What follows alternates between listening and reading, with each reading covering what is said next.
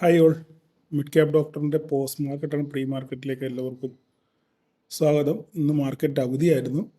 ഞാൻ രാവിലെ നമ്മുടെ ഗ്രൂപ്പിൽ ചെറിയൊരു മെസ്സേജ് ഇട്ടായിരുന്നു. അവധികൾ കിട്ടുമ്പോൾ, അവസരങ്ങൾ കിട്ടുമ്പോൾ നിങ്ങൾ പഠിക്കാൻ ശ്രമിക്കുക. നിങ്ങൾ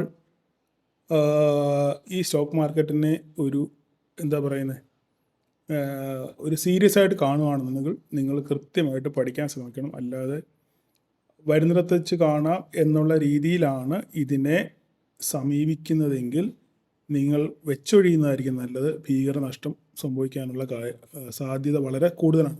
ഞാൻ എന്തിനാണ് ഇത് എപ്പോഴും പറയുന്നത് എന്ന് വെച്ച് കഴിഞ്ഞാൽ, പലപ്പോഴും നമ്മൾ ഓപ്ഷൻ ബയേഴ്സ് വളരെ കെയർലെസ് ആയിട്ടാണ് നമ്മൾ പലപ്പോഴും ട്രേഡ് ചെയ്യുന്നത്. കാരണം എന്ന് വെച്ച് കഴിഞ്ഞാൽ അതിൻ്റെ പ്രശ്നം എന്ന് വെച്ചാൽ ക്യാപിറ്റൽ ചെറുതായതുകൊണ്ടാണ്. ഇപ്പോൾ 10,000 രൂപ കൊണ്ട് 15,000 രൂപ കൊണ്ട് നമ്മൾ വന്നിട്ട് എന്തെങ്കിലും ചെറിയൊരു ഓപ്ഷൻ വാങ്ങിച്ചു, കിട്ടി പോയാൽ പോയി എന്നുള്ളൊരു മനോഭാവം. പോയാലും 15,000 അല്ല പോകത്തുള്ളൂ. പക്ഷേ അങ്ങനെ 10 പ്രാവശ്യം 15,000 പോകുമ്പോൾ 1.5 ലക്ഷം രൂപ പോക്കറ്റിൽ നിന്ന് പോകുന്നു എന്നുള്ള വസ്തുത നമ്മൾ പലപ്പോഴും മനസ്സിലാക്കുന്നില്ല. ഓക്കെ, അതുകൊണ്ട് എനിക്ക് പറയാനുള്ളത്, നിങ്ങളിതിനെ സീരിയസ് ആയിട്ട് കാണുന്നെങ്കിൽ നിങ്ങൾ പഠിക്കാൻ ശ്രമിക്കുക. ഒരിക്കലും ചക്ക വീണ് മുയൽ ചാകുന്ന പരിപാടി നിങ്ങൾ നിൽക്കാതിരിക്കുക. ഒരുപക്ഷെ 1-2 പ്രാവശ്യം ചിലപ്പോൾ അങ്ങനെ കിട്ടിയാലും അതിനടുത്ത പ്രാവശ്യം ഭീകരമായിട്ട് നഷ്ടം കൊലയോടെ പോകാനുള്ള സാധ്യത വളരെ കൂടുതലാണ്. അതുകൊണ്ട് നിങ്ങൾ സീരിയസ് ആയിട്ട് കാണുന്നെങ്കിൽ നിങ്ങൾ സീരിയസ് ആയിട്ട് നിങ്ങൾ എന്താണ്, ഇപ്പോൾ നമ്മൾ ഡ്രൈവിംഗ് പഠിക്കാൻ പോയാലും അല്ലെങ്കിൽ വേറെ എന്തെങ്കിലും കോഴ്സ് പഠിക്കാൻ പോയാലും, എന്ത് പഠിക്കാൻ പോയാലും നമ്മൾ എങ്ങനെയാണോ അതിനോട് നമ്മൾ പെരുമാറുന്നത്, അല്ലെങ്കിൽ എങ്ങനെയാണ് അതിനെ അഭിമുഖീകരിക്കുന്നത്, ആ രീതിയിൽ തന്നെ നിങ്ങൾ ഇതിനെയും കാണാൻ ശ്രമിക്കണം എന്ന് മാത്രമേ എനിക്ക് പറയാനുള്ളൂ. അനുഭവത്തിൽ നിന്നാണ് ഞാൻ ഈ പറയുന്നത്. അതുകൊണ്ട് ഒരിക്കലും നിങ്ങളിതിനെ നിസ്സാരമായിട്ട് കാണാൻ പാടില്ല. ഓക്കെ, അത്തരം പറഞ്ഞുകൊണ്ട് ആ ഭാഗം അവസാനിപ്പിക്കുന്നു. ചാർട്ടിലോട്ട് വരാം. അതിനു മുമ്പ് 1-2 കാര്യങ്ങൾ പറയാനുണ്ട്. അപ്പം രണ്ടാമത്തെ കാര്യം, ഈ ഓപ്ഷൻ ഹോൾഡ് ചെയ്യുന്നവരോടാണ് എനിക്ക് പറയാനുള്ളത്. ഓപ്ഷൻ ഹോൾഡ് ചെയ്യുന്നത് വളരെ ഡേഞ്ചറസ് ആയിട്ടുള്ളൊരു കാര്യമാണ്. പ്രത്യേകിച്ച് ഒരു ദിവസം അവധിയുള്ള ദിവസമാണെന്നുണ്ടെങ്കിൽ ഒരു കാരണവശാലും നിങ്ങൾ ഓപ്ഷൻ ഹോൾഡ് ചെയ്യാൻ പാടില്ല.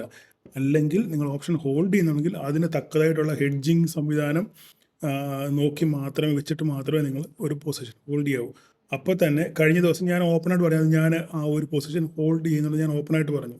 അതിൻ്റെ വാല കയറി എല്ലാവരും തൂങ്ങി. അപ്പോൾ പലരും പറഞ്ഞു, സാറേ ഞങ്ങൾ ചെയ്യുന്നുണ്ടെന്ന് പറഞ്ഞു. ഞാനൊരു ഓപ്ഷൻ ഹോൾഡ് ചെയ്യുന്നുണ്ടെന്നുണ്ടെങ്കിൽ അതിന് തക്കതായ കാരണങ്ങൾ കാണും, അല്ലെങ്കിൽ അതിന് തക്കതായ പരിഹാരക്രിയകളോട് ചെയ്തു വെച്ചിട്ടായിരിക്കും ഞാനൊരു ഓപ്ഷൻ ഹോൾഡ് ചെയ്യുന്നത്. അല്ലെങ്കിൽ ഒരു പ്ലാൻ ബി എനിക്ക് അതിനകത്ത് കാണും. ഇല്ലെങ്കിൽ ലോസ് വന്നു കഴിഞ്ഞാൽ അതെങ്ങനെ റിക്കവർ ചെയ്യണം എന്നുള്ള ഉത്തമ ബോധ്യം എനിക്കുണ്ട്. ആ ബോധ്യം നിങ്ങൾക്കും ഉണ്ട് എന്നുണ്ടെങ്കിൽ ഓക്കെ, നോ പ്രോബ്ലം.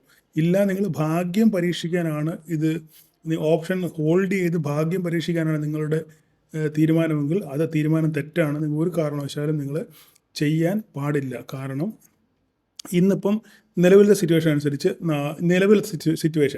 അനുസരിച്ച് അറ്റ് പ്രസൻറ്റ് ഒരു നിഫ്റ്റി ഓപ്പൺ ചെയ്യാനുള്ള സാധ്യത ഒരു 80 to 100 പോയിൻ്റ് ഗ്യാപ്പ് അപ്പിൽ ഓപ്പൺ ചെയ്യാനുള്ള സാധ്യതയാണ് ഇപ്പം അറ്റ് പ്രസൻറ്റ്. ഇപ്പം സമയം ഇന്ത്യൻ സമയം ഏകദേശം ഉച്ചയ്ക്ക് 1 മണിയായി. ഓക്കെ, ഈ 1 മണിക്കുള്ള സമയമാണ് ഞാൻ പറയുന്നത്. ഇന്നത്ര തീയതി 26 അല്ലേ? 26. ഓക്കെ, 26-ാം തീയതി ഉച്ചയ്ക്ക് 1 മണിക്ക് ഇന്ന് നിങ്ങൾ പെർസെൻറ്റേജ് കണ്ടീഷൻ വെച്ച് നോക്കുകയാണെന്നുണ്ടെങ്കിൽ ഒരു 80 to 100 പോയിൻ്റ് ഗ്യാപ്പ് അപ്പ് ചെയ്യാനുള്ള സാധ്യതയാണ് നിലവിൽ കാണുന്നത്. ഓക്കെ, ഇനിയിപ്പോൾ ഇന്ന് വൈകുന്നേരം US മാർക്കറ്റ്, ഇപ്പം നിലവിൽ US മാർക്കറ്റും ഫ്യൂച്ചറും പിന്നെ യൂറോപ്യൻ മാർക്കറ്റും എല്ലാം വളരെ ഗ്രീനിലാണ് ഓടിക്കൊണ്ടിരിക്കുന്നത്. ഹാങ്സാങ് ഒക്കെ ആണെന്നുണ്ടെങ്കിൽ 700 പോയിൻ്റ് അപ്പിലാണ് ഫ്യൂച്ചർ അവർ ഓടിക്കൊണ്ടിരിക്കുന്നത്. അതുപോലെ തന്നെ ഫ്യൂച്ചറുകളെല്ലാം ഗ്രീനിലാണ്. ഓക്കെ, അപ്പം സപ്പോസ് ഏതെങ്കിലും കാരണവശാൽ ഇന്ന് വൈകുന്നേരം ഒരു ഒരു ഒരു പോസിറ്റീവ് മൊമെൻറ്റം മാർക്കറ്റിൽ ഉണ്ടെന്നുണ്ടെന്നുണ്ടെങ്കിൽ ആ മൊമെൻറ്റം നാളെ നമ്മളുടെ നിഫ്റ്റിയിലും പ്രതിഫലിക്കും. അങ്ങനെയാണെന്നുണ്ടെങ്കിൽ ഭീകരമായിട്ടൊരു ഗ്യാപ്പ് അപ്പോ അല്ലെങ്കിൽ ഗ്യാപ്പ് ഡൗണോ ആയിരിക്കും സംഭവിക്കാൻ പോകുന്നത്. കാരണം ഒരു ദിവസം ഗ്യാപ്പുണ്ട്, ഒരു ദിവസത്തെ മാർക്കറ്റിൻ്റെ ഗ്യാപ്പുണ്ട്. ആ ഗ്യാപ്പോട് ചേർന്നിട്ടായിരിക്കും അടുത്ത ദിവസം മാർക്കറ്റ് ഓപ്പൺ ചെയ്യുന്നത്. അപ്പം ഏതെങ്കിലും കാരണവശാൽ നിങ്ങൾ പി എടുത്തിട്ടുണ്ടെന്നുണ്ടെങ്കിൽ ഭീകര ഗ്യാപ്പ് അപ്പ് വരുവാണെന്നുണ്ടെങ്കിൽ നിങ്ങൾ പെട്ടുപോകും. അല്ല നിങ്ങൾ സി എടുത്തവർക്ക് ഭീകര ഗ്യാപ്പ് ഡൗൺ വരുവാണെങ്കിൽ നിങ്ങൾ പെട്ടുപോകും. ചിലപ്പോൾ ഒരു പക്ഷേ ഭാഗ്യം നിങ്ങളെ കടാക്ഷിച്ചേക്കും. പക്ഷേ അത് എപ്പോഴും അതൊരു നേരായ വഴിയല്ലല്ലോ. ഓക്കെ, അപ്പോൾ അതുകൊണ്ട് നിങ്ങൾ ഓവർനൈറ്റ് ഹോൾഡ് ചെയ്യുന്ന ഒരു തക്കതായിട്ടുള്ള ഹെഡ്ജ് പ്രോഗ്രാം വെച്ചിട്ട് മാത്രമേ നിങ്ങൾ ഒരു സംഭവം നിങ്ങൾ ഹോൾഡ് ചെയ്യാൻ പാടുള്ളൂ. അപ്പോൾ തന്നെ എന്നോടാണെങ്കിൽ ഒരാൾ യൂട്യൂബിൽ കമൻറ്റിലാണ്, ഗ്രൂപ്പിലാണ് ആരോ പറഞ്ഞു, സാറിന് ലോസ് അല്ലേ? സാറിന് ലോസാണ്. സാറിന് ലോസ് കണ്ട് ഇത്ര 1,300 സംതിങ് രൂപയും കണ്ടാണ് സാറിന് ലോസ്. മനസ്സിലായില്ലേ? അപ്പം അത് മാനേജബിളാണ്. അല്ലെങ്കിൽ എനിക്ക് ലോസ് വന്നു കഴിഞ്ഞാൽ ആ ലോസ് എങ്ങനെ മാനേജ് ചെയ്യണം എന്നുള്ളത് അതിനുള്ളൊരു പോംവഴി ഞാൻ കണ്ടുവച്ചിട്ടായിരിക്കും ആ സാധനം ഹോൾഡ് ചെയ്യുന്നത്. അല്ല അതിനുള്ള ഹെഡ്ജ് ചെയ്തിട്ടായിരിക്കും ഞാനത് ഹോൾഡ് ചെയ്യുന്നത്. അല്ലാതെ അപ്പോൾ ഞാൻ എൻ്റെ ഗതികേടിന് അങ്ങ് ബി ഫ്രാങ്ക് ഞാനങ്ങ് തുറന്ന് പറഞ്ഞതാണ് ഞാനത് ഹോൾഡ് ചെയ്യുന്നുണ്ട്. പക്ഷേ പിന്നെ അത് മനസ്സിലായി എനിക്കത് അതൊരു എനിക്ക് മെനക്കേടായിട്ടുള്ള കാര്യമാണെന്നുള്ളത് എനിക്ക് പിന്നെ മനസ്സിലായി ഓരോരുത്തരുടെ സംസാരത്തിൽ നിന്ന്. ഓക്കെ, എനിവേ, അപ്പോൾ ഇനി ഭാവിയിൽ ഞാൻ അങ്ങനെ പറയാതിരിക്കാൻ ശ്രമിക്കാം. ഓക്കെ, അപ്പം നമുക്കിനിയും ചാർട്ടിലോട്ട് വരാം. നാളെ ഇനി എന്താണ് സംഭവിക്കാൻ പോകുന്നത് എന്ന് ഞാനിപ്പോൾ ഒരു കാര്യം പറയാനുള്ളത്, എനിക്ക് മാർക്കറ്റിനെ പറ്റി പറയാനുള്ളത് എൻ്റെ ഒരു കൺവിക്ഷനാണ് പറയുന്നത്. ഒരു പക്ഷേ തെറ്റാകാം, ശരിയാകാം. ഓക്കെ, ആരുടെയും അനുമാനങ്ങൾ 100% ശരിയാകണമെന്ന് യാതൊരു നിർബന്ധമില്ല. അപ്പോൾ എൻ്റെ ഒരു ഇപ്പോഴത്തെ നിലവിലത്തെ കൺവിക്ഷൻ വെച്ചിട്ട് മാർക്കറ്റ് 22,500 സപ്പോർട്ട് എടുത്ത് തിരിച്ചൊരു റീബൗണ്ടിനുള്ള സാധ്യതയാണ് ഞാൻ മുന്നിൽ കാണുന്നത്. ഒരു പക്ഷേ തെറ്റാകാം. ഓക്കെ, ആരുടെയും തീരുമാനങ്ങൾ അല്ലെങ്കിൽ പ്രൊഡിക്ഷൻസ് ഒന്നും ശരിയാവണമെന്ന് നിർബന്ധമൊന്നുമില്ല. അങ്ങനെയാണെങ്കിൽ പിന്നെ നമ്മൾ ദൈവമായി പോകും. ഓക്കെ, അപ്പം ഇവിടെ നിന്നൊരു റീബൗണ്ടാണ് ഞാൻ പ്രതീക്ഷിക്കുന്നത്. കാരണം നമ്മൾ retail traders almost more than around 70-80% നമ്മൾ ലോങ് സൈഡിലാണ് റീറ്റെയിലേഴ്സ് നിൽക്കുന്നത്. പ്രൊപ്രൈറ്ററി ട്രേഡേഴ്സ്, അതായത് HNIs, അവരെ 50-50 ന്യൂട്രൽ സ്റ്റാൻഡിലാണ് പ്രൊപ്രൈറ്റേഴ്സ് നിൽക്കുന്നത്. പിന്നെ FIs എന്ന് പറയുന്നതിന് മാത്രമേ ഉള്ളൂ ഒരു 80% ഷോർട്ട് മാർക്കറ്റിനെ ഷോർട്ട് ചെയ്തേക്കുന്നത്. ഓക്കെ, അപ്പോൾ DIs ലോങ് സൈഡിലോട്ടാണ് പോയേക്കുന്നത്. അപ്പം നമ്മൾ ചിന്തിക്കേണ്ട കാര്യം എന്ന് പറഞ്ഞാൽ ഏതെങ്കിലും ഒരു കാരണവശാൽ ഒരു പോസിറ്റീവ് മൊമെൻറ്റം മാർക്കറ്റിൽ ഉണ്ടായാൽ ഒരു ഭീകരമായിട്ടുള്ള ഒരു ഷോർട്ട് കവറിങ്ങിനുള്ള സാധ്യത മാർക്കറ്റിലുണ്ട്. നമ്മൾ ആ കാര്യം വിസ്മരിച്ചു പോലും. ഒരു പരിധി വിട്ട് മാർക്കറ്റ് ഉയർന്നാൽ, ഒരു പരിധി വിട്ട് മാർക്കറ്റ് ശ്രദ്ധിച്ച് കേൾക്കണം, അടിവരയിട്ട് ഞാൻ പറയുകയാണ്, ഒരു പരിധി വിട്ട് മാർക്കറ്റ് ഉയർന്നു കഴിഞ്ഞാൽ ഈ ഷോർട്ട് ചെയ്ത് വെച്ചേക്കുന്നവരൊക്കെ കവർ ചെയ്യേണ്ടി വരും. അവർ ഇട്ടിട്ട് ഇറങ്ങി ഓടേണ്ടി വരും.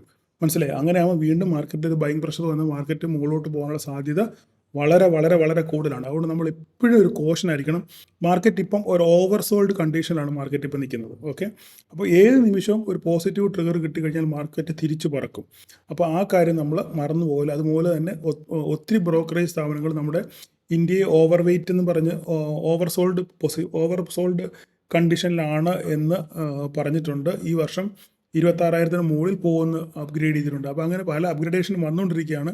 ചിലർ പറയുന്നത് ഇത് റൈറ്റ് ടൈമാണ്, ഇപ്പോൾ നിങ്ങൾക്ക് സ്റ്റോക്സ് വാങ്ങിക്കാനുള്ള റൈറ്റ് ടൈമാണ്, സമയമായി എന്ന് പറയുന്നത്. അപ്പോൾ എല്ലാ സൈഡിൽ നിന്നും കേൾക്കുന്ന വാർത്തകളൊക്കെ ഒരു പോസിറ്റീവ് ട്രിഗറാണ്. അപ്പോൾ അങ്ങനെയാണെന്നുണ്ടെങ്കിൽ ഏതെങ്കിലും രീതിയിലൊരു പോസിറ്റീവ് മൊമെൻറ്റം കൂടെ മാർക്കറ്റ് വന്നു കഴിഞ്ഞാൽ, ട്രിഗർ ഒരു ബൈ വന്നു കഴിഞ്ഞാൽ മാർക്കറ്റ് വീണ പോലെ തന്നെ തിരിച്ച് പറക്കും. അപ്പം അങ്ങനെയാകുമ്പോൾ നമ്മൾ അതിനകത്ത് പെട്ടുപോകാൻ പാടില്ല. ആ ഓപ്പർച്യൂണിറ്റി നമ്മൾ ബുദ്ധിപൂർവ്വം യൂട്ടിലൈസ് ചെയ്യാൻ വേണ്ടിയാണ് നമ്മൾ ശ്രമിക്കേണ്ടത്.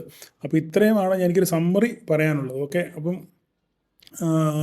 നാളത്തെ പ്രീ മാർക്കറ്റിൻ്റെ കാര്യം എനിക്കറിയത്തില്ല. നാളെയാണ് ട്രാവൽ ചെയ്യുന്നത്. അപ്പം പറ്റുന്നെങ്കിൽ കഴിവതും ഞാൻ മുടക്കത്തില്ല എന്നാണ് വിശ്വാസം. അല്ലെങ്കിൽ ആളെ എയർപോർട്ടിലേക്ക് ഇരുന്ന് ഒരു എവിടെയെങ്കിലും സാഹചര്യം കിട്ടിക്കഴിഞ്ഞാൽ അവിടെ ഇരുന്നെങ്കിലും ഞാൻ പ്രീ മാർക്കറ്റ് ചെയ്യാൻ ശ്രമിക്കും നാളെ വൈകുന്നേരം. ഓക്കെ, നാളെ പകലൊക്കെ ഞാൻ ആക്റ്റീവ് ആകാൻ സാധ്യത വളരെ കുറവാണ്. കാരണം നാളെ പകലാണ് ഞാൻ ട്രാവൽ ചെയ്യുന്നത്. അപ്പം എങ്ങനെയാണ് എന്നുള്ള കാര്യം എനിക്കറിയത്തില്ല. ഓക്കെ, അപ്പം നമുക്കിനി ചാർട്ടിലോട്ട് വരാം. എന്താണ് കഴിഞ്ഞ ദിവസം സംഭവിച്ചത്, ഇനി എന്തുവാണ് നാളത്തെ പ്രൊഡിക്ഷൻസും കൂടി നമുക്കൊന്ന് കൂട്ടായിട്ട് നോക്കാം. കഴിഞ്ഞ ദിവസത്തെ നിഫ്റ്റിയുടെ ചാർട്ടാണ് ഈ കാണുന്നത്. അപ്പം കഴിഞ്ഞ ദിവസം നമ്മൾ ചിലർ ഹോൾഡ് ചെയ്തിരുന്നു. ആ ഹോൾഡ് ചെയ്തവർക്ക് ഇറങ്ങിപ്പോകാനുള്ള അവസരം ധാരാളം ഉണ്ടായിരുന്നു. അതൊക്കെ എത്ര പേര് യൂട്ടിലൈസ് ചെയ്തു എന്നൊന്നും എനിക്കറിയത്തില്ല. മാർക്കറ്റ് ഗ്യാപ്പ് ഡൗണിന് ശേഷം, ഇതായിരുന്നു ഒരു ഗ്യാപ്പ് ഡൗൺ. ഓക്കെ, ഈ ഗ്യാപ്പ് ഡൗണിന് ശേഷം മാർക്കറ്റ് നേരെ തിരിച്ച് മുകളിലോട്ട് പോയി ഒക്കെ എക്സിറ്റ് ചെയ്യാനുള്ള സമയം നമുക്ക് ധാരാളം ഉണ്ടല്ലോ. അതിനുശേഷം മാർക്കറ്റ് നേരെ താഴോട്ട് വന്ന് ഇതാ ഒരു ഇൻവേർട്ടഡ് ഹെഡ് ആൻഡ് ഷോൾഡർ ഒരു ഫോർമേഷൻ വന്നു. പക്ഷെ അത് ബ്രേക്ക് ഔട്ട് നമുക്ക് കിട്ടിയില്ല എങ്കിൽ തന്നെ നമുക്ക് ഈ പോയിന്റിൽ നിന്ന്, ഞാനിവിടെ നിങ്ങൾ ഈ വരച്ച് കാണിച്ചായിരുന്നു ഇവിടെ ഇങ്ങനെ ഒരു പോയിന്റ്. ഈ പോയിന്റ് ഞാൻ അതൊന്ന് ഡിലീറ്റ് ചെയ്തിട്ട് ഞാൻ കാണിച്ചു തരാം എങ്ങനെയാണെന്നുള്ളത്. ഈ പോയിന്റ് ഒന്ന് വലുതാക്കി കാണിച്ചു തരാം. ഓക്കെ, ഈ പോയിന്റ് ഒന്ന് വലുതാക്കി കാണിച്ചു തരാം. ഈ പോയിന്റ് നോക്കിക്കേ. ഈ പോയിന്റ് നിങ്ങൾ കണ്ടാൽ നിങ്ങൾക്ക് മനസ്സിലാവും. ഇവിടെ